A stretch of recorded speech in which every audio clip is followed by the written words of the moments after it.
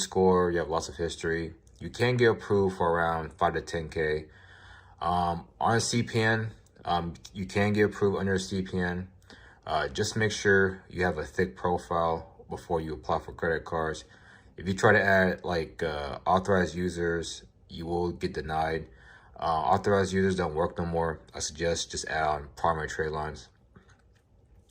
Next, we have the Bank of America travel card. This one, you also need at least good credit. I recommend a high 600 score. This one will give you reward points and a welcome offer. So this is pretty good when it comes to traveling as well.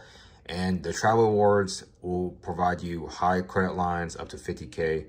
But usually you will start with around 5 to 10K. And then once you pay it off on time, the credit limits will increase over time. So this is a good credit card to use.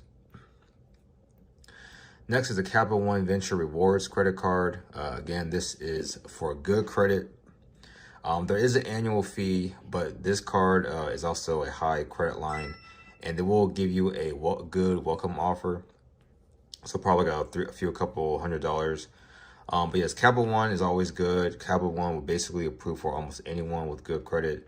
If you guys have collections, repos, bankruptcies, you will not get approved for any of these cards. So this one's about the same thing. It's just the reward side, so I'm gonna skip over this one. Okay, so this is the Discover It Chrome. Pretty much the same thing, just different reward rates or APRs. But yeah, this is pretty good. Expect around 3K to 5K when you apply. But if you have about 10 to 15 credit lines on your profile, paid off, closed, most definitely you'll get about 15K when you try to apply for it. And then within 6 months, you can add another 5-10K increase. All right, so this is Wells Fargo. Wells Fargo, I'm not a fan of Wells Fargo because when it comes to the banking, they're a little more strict. And you can only withdraw $300 a day. But they do have high APRs when it comes to Wells Fargo. So for me, I don't recommend it.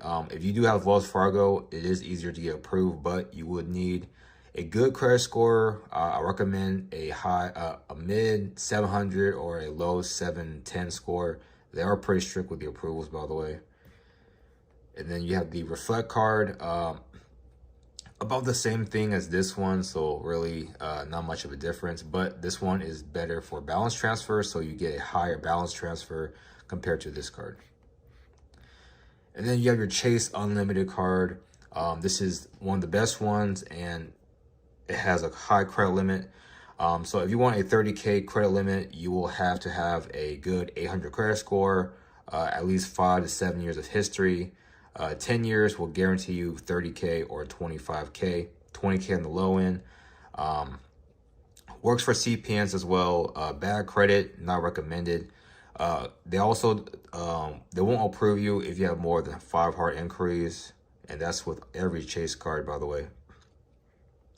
So this is the easiest Amex card to get approved for. People with 9 to 5s, decent credit can get approved for this. But this, you will have to get at least a 680 to get approved. No collections, nothing like that. APR is up to 30%. So if you're in the 680, you will get around a 25% APR. Then you have your Capital One Venture X card. This one, the annual fee is pretty high.